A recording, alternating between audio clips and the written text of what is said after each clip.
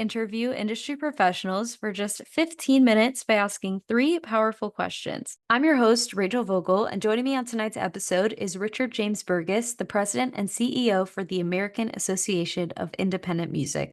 Richard has produced, recorded, and performed on many gold, platinum, and multi-platinum albums. He was previously head of business at Smithsonian Folkways Recordings, where he produced jazz, the Smithsonian Anthology, chronicling the history of jazz, and the Smithsonian Anthology of hip-hop and rap. His career path includes studio musician, touring musician, recording artist, producer, manager, and label owner. He's known for his pioneering work with synthesizers, computers, sampling, EDM, New Romantics, early house music, as the inventor of the SDSV drum synthesizer, and for coining the music genre terms EDM and New Romantic. His latest books include The Art of Music Production, The Theory and Practice, 4th edition, and The History of Music Production, Oxford University Press. He's been listed multiple times as a power player and an independent power player by Billboard, and he's received awards from Music Week, the British Arts Council, the Greater London Arts Association, the Park Lane Group, and the British Council for Education. He was awarded an MBE, Member of the Order of the British Empire, in the Queen's New Year's Honours List in 2022.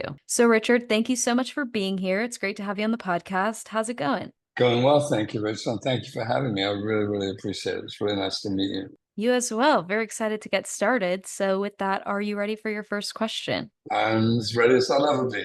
Let's go. Let's do it. Imagine for a second you're sitting down with your 25-year-old self. What one piece of advice would you give him on a personal note? And what one piece of advice would you give him from a business perspective? Thank you. It's a really good question. I had to really think about this. I believe I would tell my younger self to expect change and to get ahead of it. And I've been in this business since I was 14, but I've jumped across a lot of different roles over the years. And every time I've jumped, it's come with some risk and a lot of soul searching. The music industry is changing all the time. And so the challenges and the opportunities that come with it. And every shift, as it's turned out for me, has been an opportunity, although each opportunity obviously carries some risk. Knowing that adaptation is the key to longevity and success, it would have saved me a lot of agonizing.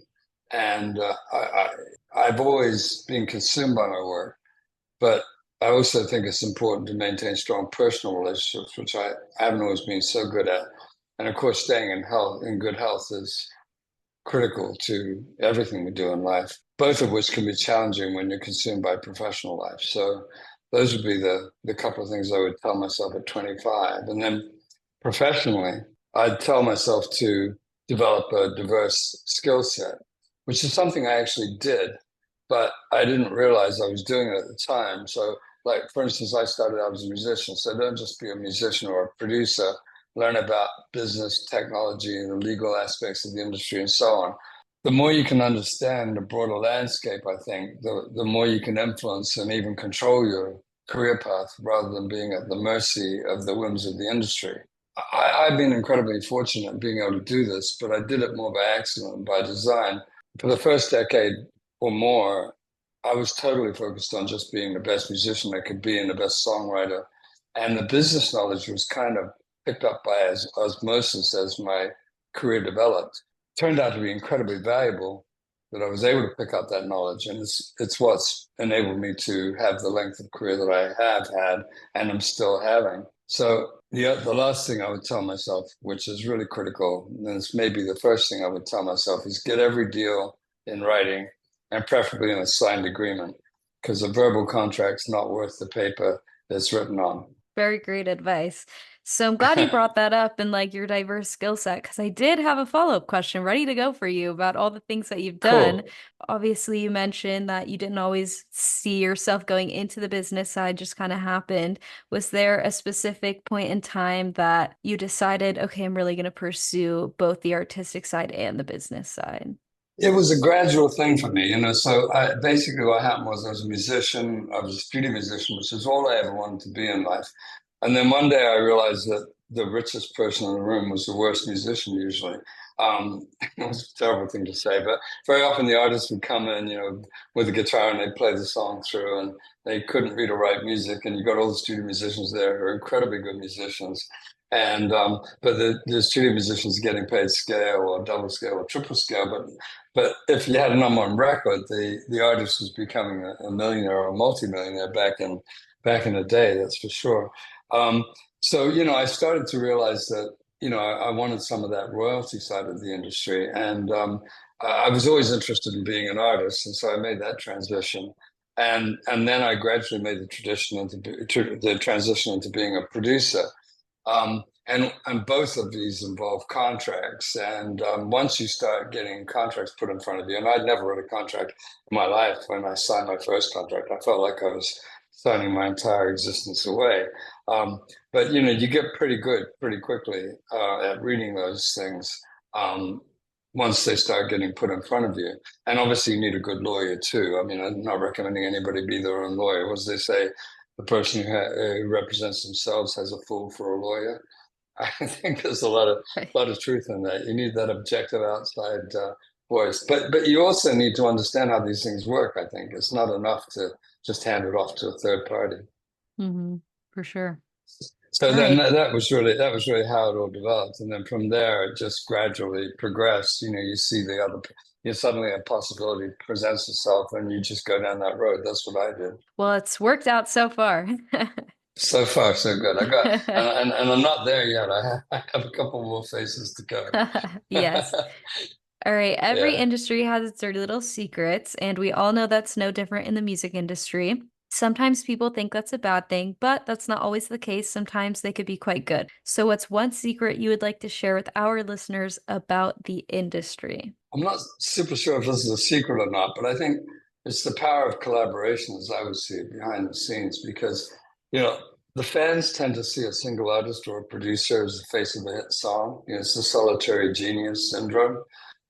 And there's invariably a network of collaborators contributing to that success. So maybe this comes from the fact that I was a studio musician and I was a producer, and I've seen, how that all works. The engineers, the assistant engineers, the marketing teams, the lawyers, the managers, the A&R people, you name it. So it's rarely a solo endeavor. It's always a collective effort, even when it appears otherwise. I think the other nugget that's worth knowing is that the really big, original, innovative ideas are often not well received at the time. I remember when I started to approach people about my idea for electronic drums back in the 70s, I was told that nobody would be interested. And my favorite response was that someone said that drummers wouldn't know what to do with knobs and cables. And I said, well, it's my thing, and I know what to do with knobs and cables, but that didn't seem to carry much weight. I was also convinced that the Japanese tech industry, which was booming in the late 70s, would wipe us out within a few months. It actually took them quite a few years to catch up with what we were doing. And the same thing with the computer music stuff that we were working on in the 70s. People told me that a computer couldn't generate a groove. And now see where we are. You think about all the great music, the EDM and hip hop, and practically every record's made with a computer these days. But there's some incredible grooves out there that are generated or played by a computer. They're programmed by an individual, but they're played by a computer. So I feel like I'm hearing the same things now about AI. It's just large language models, and it won't be able to do this, and won't be able to do that.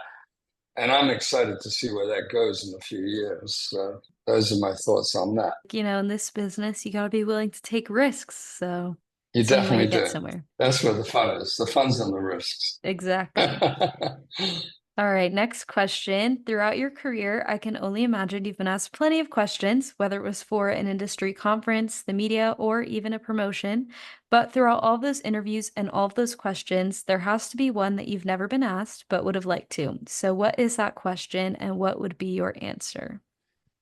So I realized that, and this maybe other people get asked this question, but I don't think I've ever been asked this question. And that was about the importance and the nature of mentorship in the music industry. And if I'd been asked, I would say, at this point, I would say that mentorship is one of the most undervalued yet vital aspects of a successful career in music. Having said that, I've never actually had a mentor in the traditional sense of the word, an individual who took the time to advise and guide me on a one-to-one basis. And I thought about this quite a few years ago, and I realized when I was thinking about it, that I'd actually had tons and tons of mentors in the musicians, producers, engineers, and business people that I'd had the privilege of learning everything from, that I'd come across over the years, just people I've worked with. And then the other thing is that mentorship can take the form of books, podcasts, YouTube, etc. Because I grew up in New Zealand and there wasn't a lot of access there. We were back in the 60s.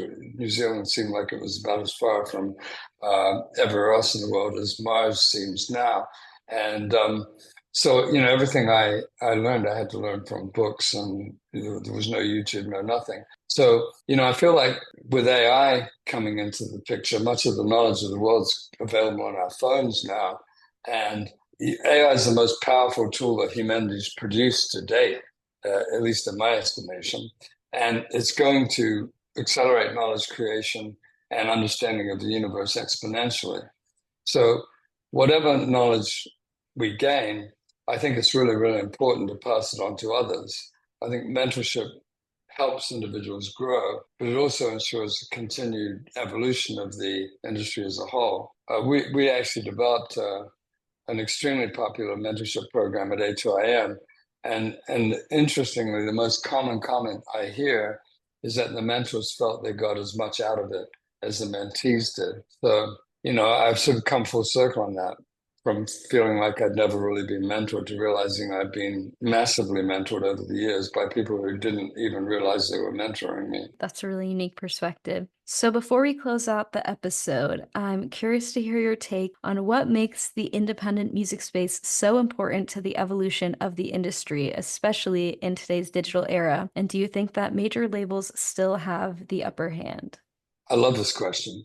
Very simply, if you think about any genre of music that came out of America, and you can think about jazz, blues, country, gospel, bebop, hip hop. There's a lot more electronic.